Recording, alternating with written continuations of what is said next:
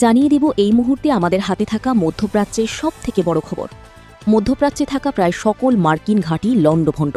এবার সরাসরি আমেরিকার হৃৎপিণ্ডে তাণ্ডব চালানোর হুঁশিয়ারি ইরানের।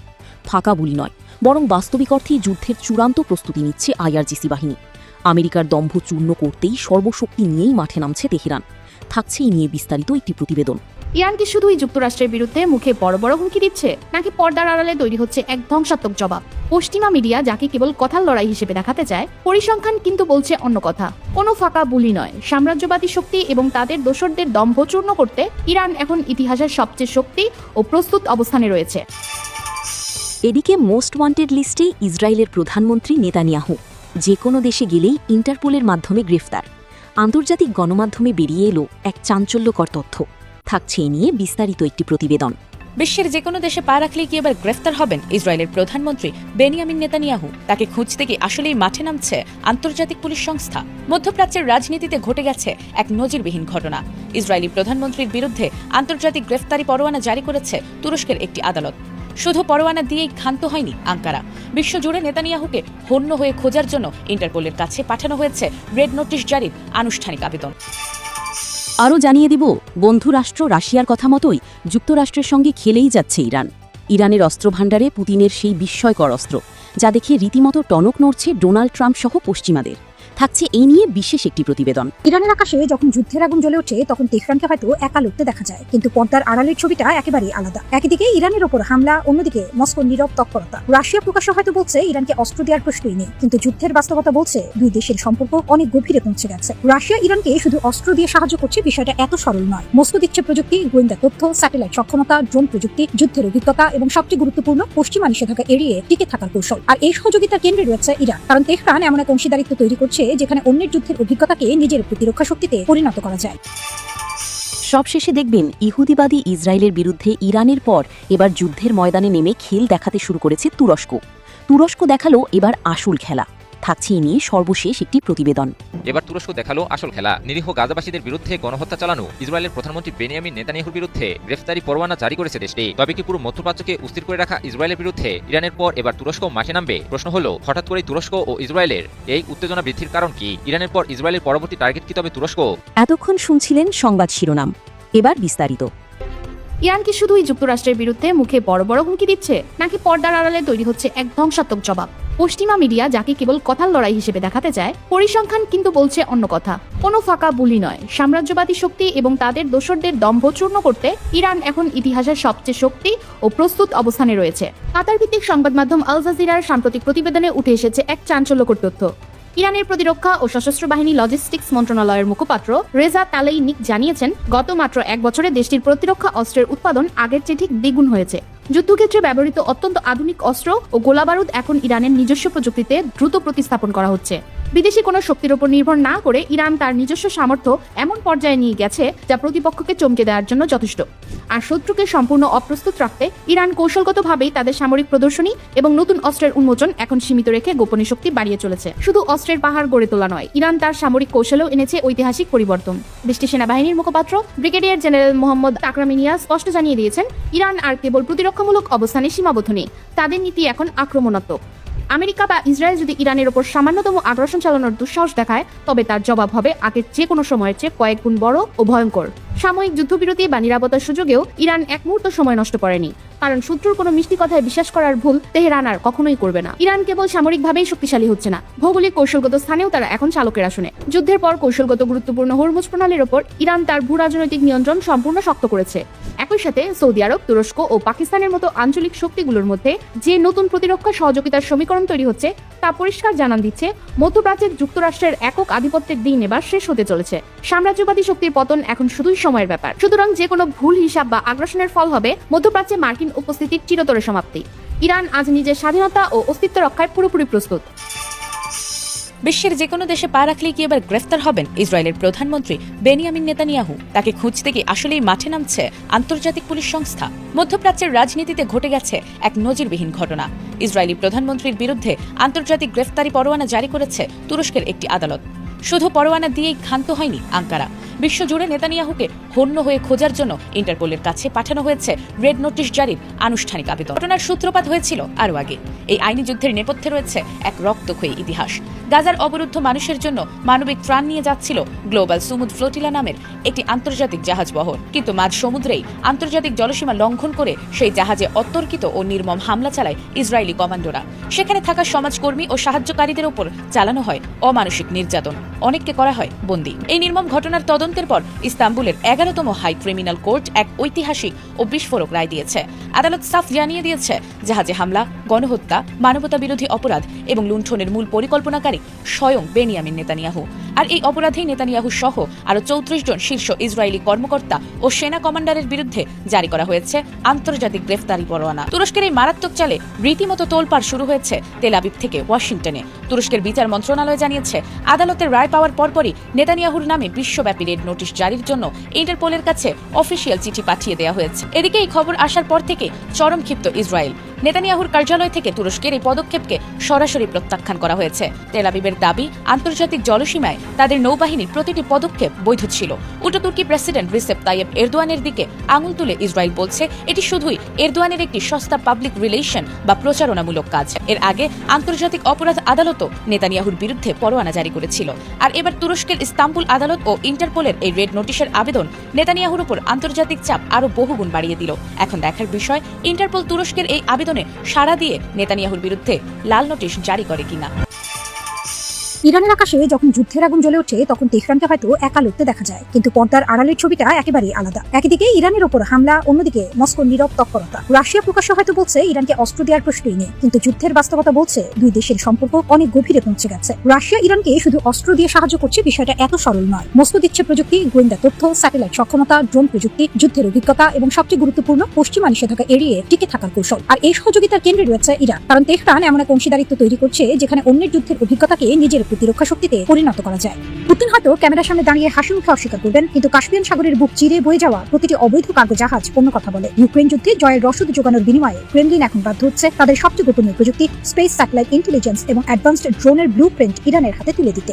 শুরুটা হয়েছিল ড্রোন দিয়ে। 2022 সালে ইউক্রেনে রাশিয়ার পূর্ণমাত্রার আগ্রাসন শুরু হওয়ার পর মস্কোর সামনে বড় একটি সমস্যা দেখা দেয়। বিপুল হামলা চালাতে হবে, কিন্তু প্রতিটি ক্ষেপণাস্ত্রের দাম অনেক বেশি। তখন ইরানের তৈরি শাহেদ ড্রোন রাশিয়ার জন্য হয়ে ওঠে গুরুত্বপূর্ণ অস্ত্র। একটার পর একটা ড্রোন ইউক্রেনের দিকে ছুটতে থাকে। লক্ষ্য ছিল শুধু হামলা নয়, ইউক্রেনের বিমান প্রতিরক্ষা ব্যবস্থাকে ক্লান্ত করে দেয়া। কিন্তু এখানেই গল্পের বড় মোড়। রাশিয়া শুধু ইরানের কাছ থেকে ড্রোন নিয়ে ব্যবহার করেনি, বরং সেই প্রযুক্তি নিজেদের দেশে উৎপাদনের সক্ষমতা তৈরি করেছে। ইয়েলাবুকায় ড্রোন উৎপাদন স্থাপনা গড়ে ওঠে। ইরানি শাহেদ রুশ ব্যবস্থায় নতুন পরিচয় পায় গেরাম 2, অর্থাৎ যে প্রযুক্তি প্রথমে ইরান রাশিয়াকে দিয়েছিল যুদ্ধের অভিজ্ঞতার মধ্য দিয়ে, সেটি আবার উন্নত হয়ে ইরানের দিকে ফিরে আসার সম্ভাবনা তৈরি হয়েছে। এই ইরানের জন্য বড় সুযোগ, কারণ আধুনিক যুদ্ধে ড্রোনের শক্তি শুধু তার বিস্ফোরক বহনের ক্ষমতায় নয়, তার চোখ কতটা উন্নত, যোগাযোগ ব্যবস্থা কতটা শক্তিশালী, শত্রুর জ্যামিং কতটা প্রতিরোধ করতে পারে এবং কত দ্রুত লক্ষ্য শনাক্ত করতে পারে, এসবই এখন গুরুত্বপূর্ণ। রাশিয়া ইউক্রেনের যুদ্ধক্ষেত্রে ড্রোন নিয়ে বছরের পর বছর পরীক্ষা নিরীক্ষা করেছে। সেই অভিজ্ঞতার ফলে উন্নত ক্যামেরা, রেডিও যোগাযোগ, অ্যান্টি জ্যামিং প্রযুক্তি, কৃত্রিম বুদ্ধিমত্তা ভিত্তিক কম্পিউটিং, স্যাটেলাইট নির্ভর যোগাযোগ এবং উন্নত ইঞ্জিন প্রযুক্তির মতো সক্ষমতা নিয়ে কাজ এগিয়েছে। এসব প্রযুক্তির কিছু অংশ ইরানের হাতে পৌঁছানোর সম্ভাবনা নিয়ে পশ্চিমা কর্মকর্তাদের মধ্যেও আলোচনা রয়েছে। অর্থাৎ ইরানের ড্রোন যদি রুশ যুদ্ধ অভিজ্ঞতার সঙ্গে যুক্ত হয়, তাহলে তেহরানের আকাশ যুদ্ধের সক্ষমতা আরো শক্তিশালী হতে পারে। তবে ড্রোনের চেয়েও বড় বিষয় হলো গোয়েন্দা তথ্য। ইরানের আধুনিক ব্যালিস্টিক মিসাইল ও ড্রোন বহর অত্যন্ত শক্তিশালী হলেও তাদের নিজস্ব সামরিক মানের স্যাটেলাইটের সংখ্যা বেশ সীমিত। পেন্টাগনের মতো বৈশ্বিক নজরদারি চালানোর সক্ষমতা তাদের একার ছিল না। ঠিক এই চরম দুর্বলতার জায়গায় হাত দিয়েছে রাশিয়া। গোপন গোয়েন্দা রিপোর্ট অনুযায়ী মস্কো এখন তার সামরিক স্যাটেলাইট বহরের সরাসরি অ্যাক্সেস বা সুবিধা তুলে দিয়েছে তেহরানের হাতে। মধ্যপ্রাচ্যে আমেরিকান যুদ্ধজাহাজ, এয়ারক্রাফট ক্যারিয়ার এবং ইউএস মিলিটারি অ্যাসেটগুলো ঠিক কোথায় অবস্থান করছে তার রিয়েল টাইম জিপিএস এবং ভিজুয়াল ডেটা সরাসরি রাশিয়ান স্যাটেলাইট থেকে পৌঁছে যাচ্ছে ইরানের ইসলামিক রিভলিউশনারি গার্ড কোর এর কন্ট্রোল রুমে। এবার তুরস্ক দেখালো আসল খেলা। নিরীহ গাজাবাসীদের বিরুদ্ধে গণহত্যা চালানো ইসরায়েলের প্রধানমন্ত্রী বেনিয়ামিন নেতানিয়াহুর বিরুদ্ধে গ্রেফতারি পরোয়ানা জারি করেছে দেশটি। তবে কি পুরো মধ্যপ্রাচ্যকে অস্থির করে রাখা ইসরায়েলের বিরুদ্ধে ইরানের পর এবার তুরস্ক মাঠে নামবে? প্রশ্ন হলো, হঠাৎ করে তুরস্ক ও ইসরায়েলের এই উত্তেজনা বৃদ্ধির কারণ কি? ইরানের পর ইসরায়েলের পরবর্তী টার্গেট কি তবে তুরস্ক? সম্প্রতি যুদ্ধবিধ্বস্ত গাজাবাসীদের ত্রাণ সরবরাহের জন্য গ্লোবাল সুমুদ ফ্লোটিলা বহরের কর্মীদের সঙ্গে সংশ্লিষ্ট একটি ঘটনায় গণহত্যা ও মানবতা বিরোধী অপরাধের অভিযোগে এই গ্রেফতারি পরোয়ানা জারি করেছে তুরস্ক। পাকিস্তানের গণমাধ্যম সামা টিভি এক প্রতিবেদনে জানিয়েছে এই খবর। মূলত যুদ্ধবিধ্বস্ত গাজাবাসীদের মানবিক সহায়তা পৌঁছে দিতে গ্লোবাল সুমুদ ফ্লোটিলা বহরের কর্মীরা সমুদ্রপথে ইসরায়েলের 17 বছরেরও বেশি সময় ধরে চলা অবৈধ নৌ অবরোধ ভেঙে সরাসরি ত্রাণ পৌঁছানোর একটি সাহসী ও অহিংস মানবিক অভিযান পরিচালনা করেছিল। তবে গ্লোবাল সুমুদ ফ্লোটিলা বহরের কর্মীদের উপর কথিত সশস্ত্র অভিযান এবং পরে ফ্লোটিলায় অংশ নেওয়া কর্মীদের আটক করার ঘটনাকে কেন্দ্র করে মামলাটি করে তুরস্ক। তুরস্কের বিচারমন্ত্রী আকিন গুল্লেক জানান, ইসরায়েলি নাগরিক আফেক মচকোভিচের বিরুদ্ধেও একই মামলায় গ্রেপ্তারি পরোয়ানা জারি করা হয়েছে। মামলাটি ইস্তাম্বুলের 11তম হাই ক্রিমিনাল কোর্টে চলছে। মামলাটিতে মোট 35 জন আসামি রয়েছে, যাদের মধ্যে নেতানিয়াহু এবং মচকোভিচও আছেন। তুরস্কের তদন্তে ফ্লোটিলাটি জব্দ করা এবং গাজায় মানবিক সহায়তা পৌঁছে দেওয়ার চেষ্টা করা কর্মীদের আটকের বিষয়টি অন্তর্ভুক্ত করা হয়েছে। পাশাপাশি মামলাটিতে গণহত্যা ও মানবতা বিরোধী অপরাধের পাশাপাশি গুরুতরভাবে স্বাধীনতা হরণ, ইচ্ছাকৃতভাবে আহত করা, নির্যাতন, সম্পদের ক্ষতিসাধন, গুরুতর ধরনের ছিনতাই এবং পরিবহনযান ছিনতাইয়ের মতো অভিযোগও আনা হয়েছে। তবে প্রশ্ন হলো, হঠাৎ করে ইসরায়েলের বিরুদ্ধে তুরস্কের এই পদক্ষেপের কারণ কি? সম্প্রতি সিরিয়ার উত্তর পশ্চিমাঞ্চলের আবু আল দুহর বিমান ঘাঁটিতে হামলা চালায় ইসরায়েল। বিমান ঘাঁটিতে রানওয়ে এবং সামরিক সরঞ্জাম রাখার বিভিন্ন স্থাপনাকে লক্ষ্য করে ভয়াবহ বিমান হামলা চালায় দখলদার রাষ্ট্রটি। ইসরায়েলের অভিযোগ, সিরিয়ার ওই বিমান ঘাঁটিটিতে সেনা মোতায়েনের প্রস্তুতি নিচ্ছিল তুরস্ক। তবে ইসরায়েলের এই দাবিকে সরাসরি প্রত্যাখ্যান করেছে তুরস্ক। তুরস্কের দাবি, ওই বিমান ঘাঁটিটিতে সেনা মোতায়েন কিংবা সামরিক ঘাঁটি স্থাপনের কোনো পরিকল্পনা তাদের ছিল না। পাশাপাশি সিরিয়ায় ইসরায়েলের ধারাবাহিক হামলাকে বেপরোয়া আখ্যা দিয়ে তা দ্রুত বন্ধের আহ্বান জানায় তুরস্ক। এছাড়াও মধ্যপ্রাচ্যে ইসরায়েলের কার্যকলাপ নিয়ে অনেক আগে থেকে সরব ছিল তুরস্ক। এবার তারই ধারাবাহিকতার অংশ হিসেবে নেতানিয়াহুর বিরুদ্ধে গ্রেফতারি পরোয়ানা জারি করল মুসলিম বিশ্বের প্রভাবশালী দেশটি। এদিকে তুরস্কের সংবাদ মাধ্যম আনাদুল এজেন্সি এক প্রতিবেদনে জানিয়েছে, ইসরায়েলি নিরাপত্তা কর্মকর্তারা তুরস্কের সাথে ইসরায়েলের সাম্প্রতিক উত্তেজনা বৃদ্ধিকে অপ্রয়োজনীয় আখ্যা দিয়ে দেশটির প্রধানমন্ত্রী বেনিয়ামিন নেতানিয়াহু এবং প্রতিরক্ষামন্ত্রী ইসরায়েল কাজকে সতর্ক করে দিয়েছেন। ফলে মধ্যপ্রাচ্যে চলমান অস্থির পরিস্থিতির মাঝেই তুরস্ক ও ইসরায়েলের উত্তেজনা বৃদ্ধি নিয়ে নতুন করে উদ্বেগের কথা জানিয়েছেন বিশ্লেষকেরা। দর্শক, অনেক গুরুত্বপূর্ণ খবর আছে। ইসরায়েলের প্রধানমন্ত্রী বেনিয়ামিন নেতানিয়াহুর বিরুদ্ধে তুরস্ক গ্রেপ্তারি পরোয়ানা জারি করেছে এবং তাকে অর্থাৎ নেতানিয়াহুকে গ্রেপ্তারের জন্য ইন্টারপোলের সাহায্য চেয়েছে। এখন ইন্টারপোল এই ব্যাপারে তুরস্ককে কি সাহায্য করে সেটা দেখার ব্যাপার। কেন ইসরায়েলের প্রধানমন্ত্রীর বিরুদ্ধে তুরস্ক এই গ্রেপ্তারি পরোয়ানা জারি করলো? এপাশে ইসরায়েল তুরস্কের প্রেসিডেন্ট রজব তাইয়িপ এরদোগানকে ইহুদি বিরোধী ডিকটেটর বলে অভিহিত করেছে। ইসরায়েলি বা এরদোগানকে এখন হঠাৎ করে ডিকটেটর বলছে কেন? এদিকে ইসরায়েলের গোয়েন্দা সংস্থা সতর্ক করেছে যে তুরস্ক উন্নত মানের অফেন্সিভ এবং ডিফেন্সিভ সামরিক সরঞ্জামাদি এগুলো পাঠাচ্ছে সিরিয়ায়। এই সতর্কবার্তার আগে পরে ইসরায়েলের প্রধানমন্ত্রী বেনিয়ামিন নেতানিয়াহু মন্ত্রিসভার সদস্যদের সাথে জরুরি বৈঠক করেছে। এদিকে অন্য মাধ্যম থেকে খবর পাওয়া যাচ্ছে, তুরস্কের সামরিক বাহিনী সিরিয়ার দক্ষিণ পশ্চিমাঞ্চলে অন্তত 200 থেকে 250টি আর্মার্ড ভেহিকেল অর্থাৎ সাজোয়া যান এবং অন্তত 20টি ট্যাঙ্ক মোতায়েন করেছে। এই রকম একটা প্রেক্ষাপটে মনে হচ্ছে বা প্রশ্ন আসছে, তাহলে কি ইসরায়েল এবং তুরস্কের মধ্যে সংঘাত কি আসন্ন? এরই সাপোর্টে ভিন্ন একটি খবর আছে। এদিকে মার্কিন গোয়েন্দা সংস্থা FBI বলেছে, ইরানের উপর যদি আমেরিকা নতুন করে হামলা চালায় তাহলে ইরান আমেরিকার ক্যালিফোর্নিয়া স্টেটে ড্রোন হামলা চালাতে পারে এবং এই হামলার কাজে ক্যালিফোর্নিয়ার উপকূলে অজ্ঞাত নৌযানকে লঞ্চ প্যাড হিসেবে ব্যবহার করবে। ইরানের পক্ষ থেকে আরেকটি চমৎকার খবর আছে, সেটি হচ্ছে মার্কিন সরকার যদি ইরান বিরোধী চরম নিষেধাজ্ঞার দিকে যায় এবং এই নিষেধাজ্ঞা যদি কোনো দেশ বাস্তবায়ন করার উদ্যোগ নেয় তাহলে সেই দেশের জাহাজ হরমুজ প্রণালীতে নিষিদ্ধ হবে, সেই দেশের জাহাজ হরমুজ প্রণালীতে চলাচল করতে পারবে না। ইরানের পক্ষ থেকে পরিষ্কার ঘোষণা দেওয়া হয়েছে। সুপ্রিয় দর্শক, এই যে বিষয়গুলো বললাম, এই বিষয়গুলো এবং আরও প্রাসঙ্গিক কিছু বিষয় নিয়ে আজকের ভিডিওতে বিস্তারিত কথা বলার চেষ্টা করব। আশা করি আপনারা সবাই শেষ পর্যন্ত সঙ্গে থাকবেন, আর ভিডিও ভালো লাগলে লাইক, কমেন্ট, শেয়ার করবেন এবং চ্যানেলটি সাবস্ক্রাইব করে সাথেই থাকবেন। দর্শক, চলুন বিস্তারিত আলোচনা করি। একেবারে ছোট ছোট কাটা করে মূল আলোচনাগুলো করব, ভিডিও খুব লম্বা করব না আশা করি। প্রথম আলোচনা হচ্ছে, তুরস্কের পক্ষ থেকে ইসরায়েলের প্রধানমন্ত্রী বেনিয়ামিন নেতানিয়াহুর বিরুদ্ধে গ্রেপ্তারি পরোয়ানা জারি করা হয়েছে। এই পরোয়ানা জারি করেছে ইস্তাম্বুলের একটি আদালত। কারণ হচ্ছে, গত মে মাসে ফ্লোটিলা সুমুদ গাজার উদ্দেশ্যে রওনা হয়েছিল, আপনাদের নিশ্চয়ই মনে আছে। সেই ফ্লোটিলায় হামলা চালিয়েছিল ইসরায়েলের সামরিক বাহিনী, বিশেষ করে নৌবাহিনী, এবং সেখানে ব্যাপক অত্যাচার নিপীড়ন করেছিল। 1-2 জন মারা গিয়েছিল হয়তো, বা যদি মারা নাও যায় তাহলেও প্রচণ্ড রকমের নির্যাতনের শিকার হয়েছিল ওই ফ্লোটিলায় অংশ নেওয়া বিভিন্ন দেশের লোকজন। এমনকি নারীদেরকে ধর্ষণ পর্যন্ত করা হয়েছিল বলে অভিযোগ উঠেছিল। এই প্রেক্ষাপটে তুরস্কের আদালতে মামলা করা হয় এবং সেই মামলার একটা গুরুত্বপূর্ণ আইনি পর্যায়ে এসেছে। এই পর্যায়ে নেতানিয়াহু এবং আরও বেশ কিছু মানুষের বিরুদ্ধে, মোট সম্ভবত 36 জন এই মামলার আসামি, তাদের বিরুদ্ধে গ্রেপ্তারি পরোয়ানা জারি করা হয়েছে এবং এই পরোয়ানা যাতে কার্যকর করা যায় সেই জন্য ইন্টারপোলের সাহায্য চাওয়া হয়েছে। এখন প্রশ্ন হচ্ছে ইন্টারপোল সাহায্য করতে পারবে কিনা। ইন্টারপোল তথ্য দিয়ে সাহায্য করতে পারে। আর সবচেয়ে বড় কথা হচ্ছে ধর্ম, বর্ণ, বিদ্বেষ, রাজনৈতিক নেতা এইরকম প্রেক্ষাপটে সম্ভবত তারা এইরকমের আহ্বানে সাড়া দেয় না বা দেবে না। আর সবচেয়ে বড় কথা, আন্তর্জাতিক অঙ্গনে এখনও যেহেতু ইসরায়েল এবং আমেরিকার প্রভাব রয়েছে, সেক্ষেত্রে ইন্টারপোল কতদূর সাড়া দেবে সেটা দেখার ব্যাপার। ইন্টারপোল অবশ্যই পশ্চিমা প্রভাবিত একটি পুলিশ সংস্থা। ইন্টারপোলের রেড নোটিশ জারি করার পর তুরস্কের প্রেসিডেন্ট রজব তাইয়িপ এরদোগানকে ইসরায়েলি সরকার ইহুদি বিরোধী ডিকটেটর বা স্বৈর শাসক হিসেবে মন্তব্য করেছে। বাস্তব কথা হচ্ছে এই মুহূর্তে ইসরায়েল এবং তুরস্কের ভেতরে খানিকটা টানাপোড়েন সৃষ্টি হয়েছে। বিশেষ করে গত 3-4 দিন আগে সিরিয়ায় যে তুর্কি অবস্থানে হামলা চালিয়েছে ইসরায়েল, সেই হামলার পর এই টানাপোড়েনটা তৈরি হয়েছে। আমরা সবাই জানি এর আগে তুরস্কের সাথে ইসরায়েলের এবং ইসরায়েলের সাথে তুরস্কের যথেষ্টই ভালো সম্পর্ক ছিল, বাণিজ্যিক, কূটনৈতিক বিভিন্ন রকমের সম্পর্ক ছিল। এমনকি ইসরায়েলের প্রেসিডেন্ট তুর্কি পার্লামেন্টে বক্তব্য পর্যন্ত দিয়েছে এই এরদোগানের আমলে। তারপরেও মাঝে মাঝেই দুই দেশের সম্পর্ক খারাপ হয়ে যায় এবং এই সম্পর্ক খারাপ করার ক্ষেত্রে সবচেয়ে নেতিবাচক ভূমিকা পালন করেছে নেতানিয়াহু, যার কারণে তুরস্ক হয়তো আজকে আত্মসম্মান বাঁচানোর জন্য এইরকম একটা পর্যায়ে যেতে বাধ্য হচ্ছে। বিশেষ করে সিরিয়ায় তারা তুরস্ক যে বিমান ঘাঁটি পুনর্নির্মাণের কাজ করছিল, সেই জায়গায় ইসরায়েল হামলা চালিয়েছে। ওটা তুরস্কের সার্বভৌমত্বের উপরেই হামলা চালানোর মতো। সেই জায়গায় এখনও তুরস্ক সামরিকভাবে কিন্তু ইসরায়েলের বিরুদ্ধে কোনো জবাব দেয়নি। বাট দুই দেশের পক্ষে অর্থাৎ ইসরায়েল এবং তুরস্কের ভেতরে, দুই দেশের ভেতরে বা দুই পক্ষের ভেতরে একটা চরম উত্তেজনা কাজ করছে এবং ক্রমেই এই উত্তেজনা বেড়ে চলেছে।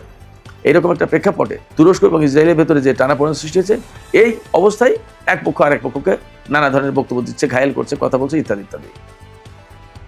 তবে এরই মধ্যে মনে হচ্ছে যে উত্তেজনাটা বেশ মারাত্মক আকার ধারণ করেছে। তার কারণ হচ্ছে ইসরায়েলের গোয়েন্দা সংস্থাগুলো সতর্ক করে বলছে যে তুরস্ক সিরিয়ার দক্ষিণ পশ্চিমাঞ্চলে, অর্থাৎ সেই প্রায় গোলান, কুনেত্রা, দারা, এই সমস্ত এলাকায়, অর্থাৎ দামেস্ক ছাড়িয়ে সামনে, রাজধানী দামেস্ক ছাড়িয়ে আরও সামনে গেলে ইসরায়েলি সীমান্তের দিকে বলা যায় যে শাহজাহান আর্মার্ড ভেহিকেল এবং ট্যাঙ্ক মোতায়েন করেছে।